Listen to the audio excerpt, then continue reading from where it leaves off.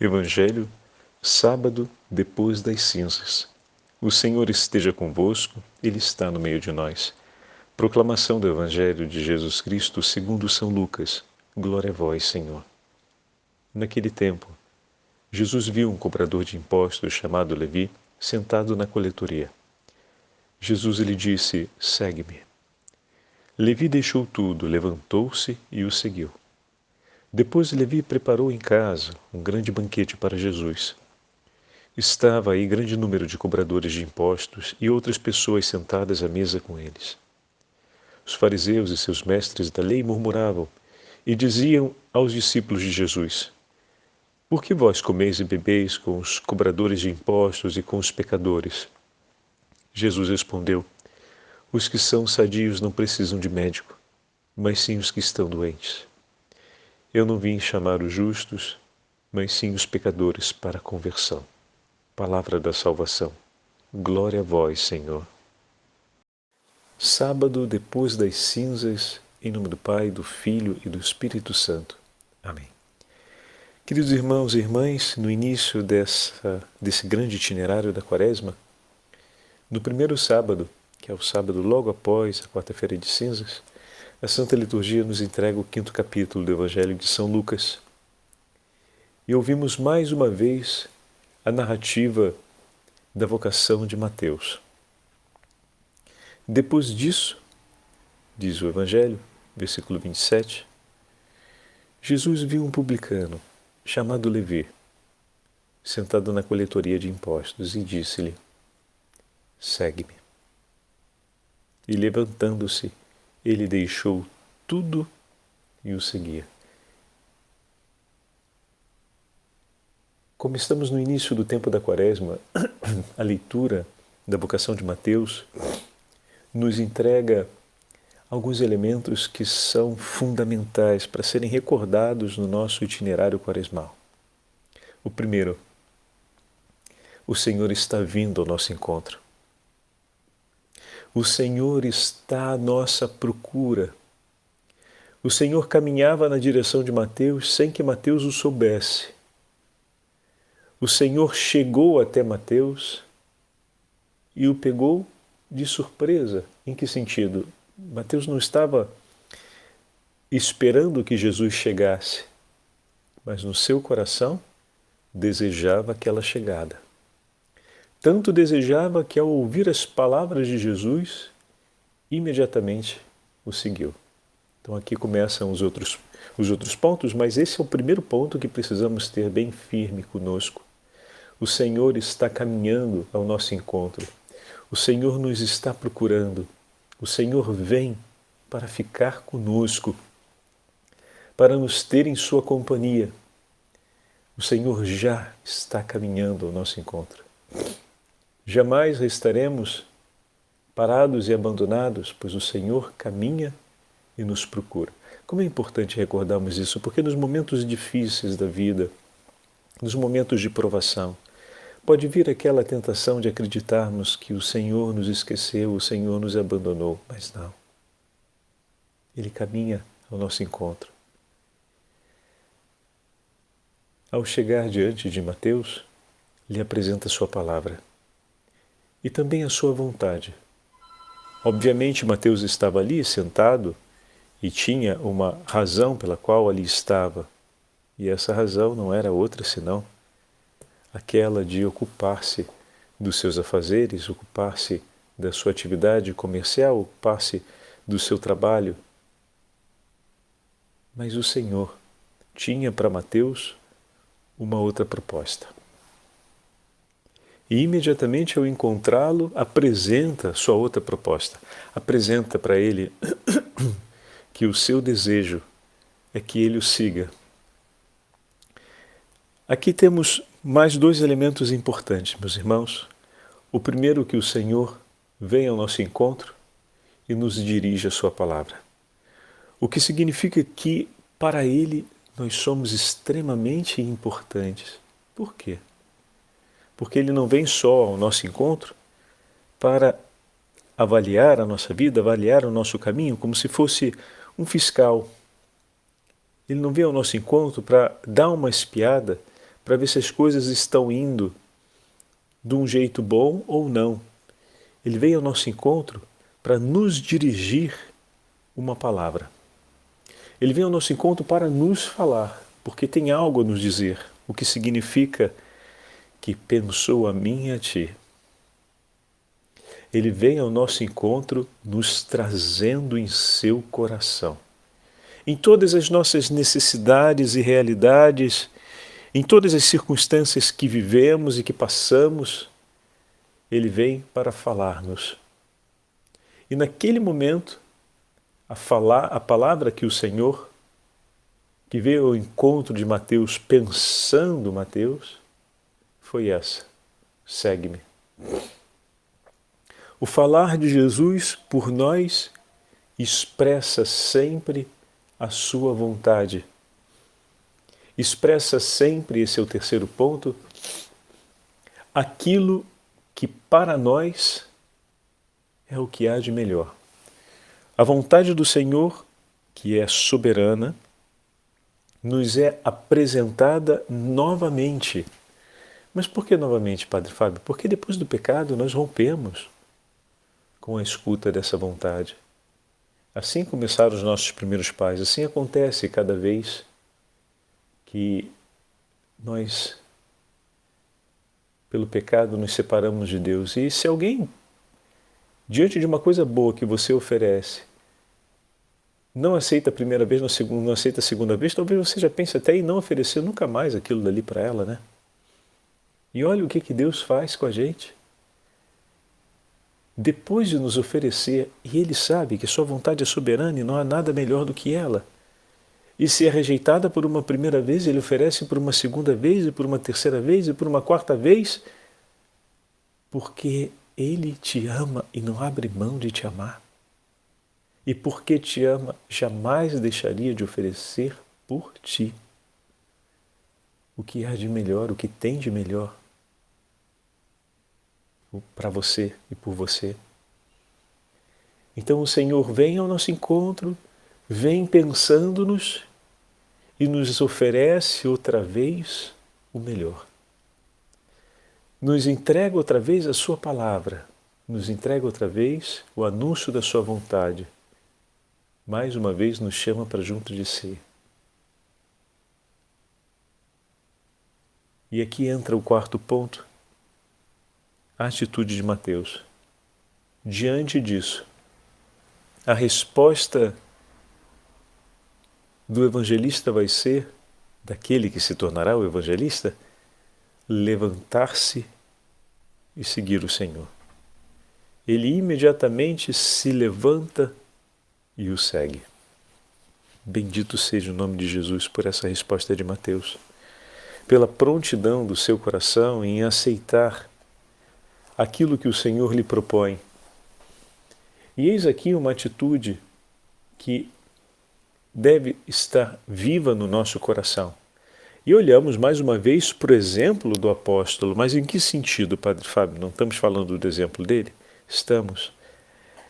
Nesse momento da vida do apóstolo, ele ainda não viu tudo o que ele verá futuramente a respeito de Jesus. Mas nesse momento da minha vida e da tua vida, nós já vimos muita coisa. Então, a cada início de quaresma, a cada momento na nossa vida em que vamos novamente ao sacramento da confissão, em que somos novamente alcançados pelo ciclo do ano litúrgico que nos chama ao itinerário da quaresma, por exemplo, né, que esses são os meios que o Senhor usa, se repete esse episódio na nossa vida.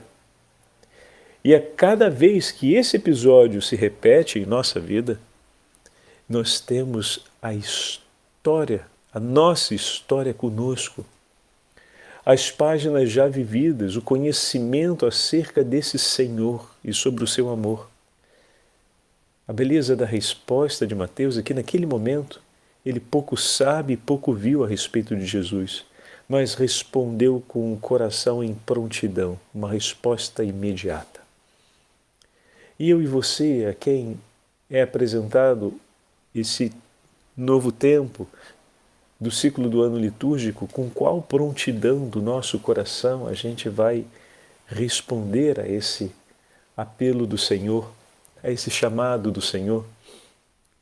Tudo o que vivemos e tudo o que conhecemos do amor e da misericórdia desse Senhor nos faz levantarmos-nos apressadamente e nos colocarmos no seguimento dele, como fez Mateus, ou ainda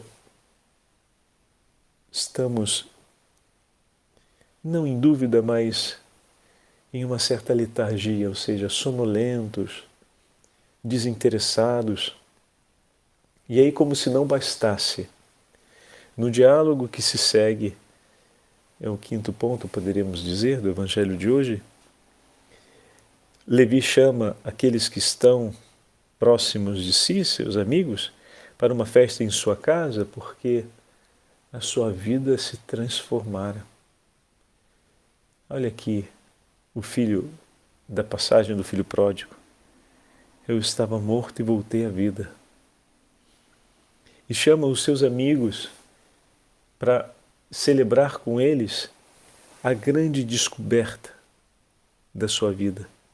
Aquele que de agora em diante será o centro da sua história. Mateus não mede esforços em comunicar o tesouro descoberto, o que demonstra uma grande empatia dele por todos os seus companheiros, pois sente a necessidade de participar a todos eles aquela alegria que é tão sua, mas que é uma alegria possível para todos. Poderíamos dizer que aqui começou o primeiro ato de evangelização de Mateus. Um coração dócil e um coração cheio de empatia que olha os seus companheiros e vê aquilo que tenha. Também é uma alegria para você. Eu quero que você tome parte nessa alegria e te convido a isso. E ali o Senhor fala, diante da palavra de julgamento e de separação que usam os fariseus.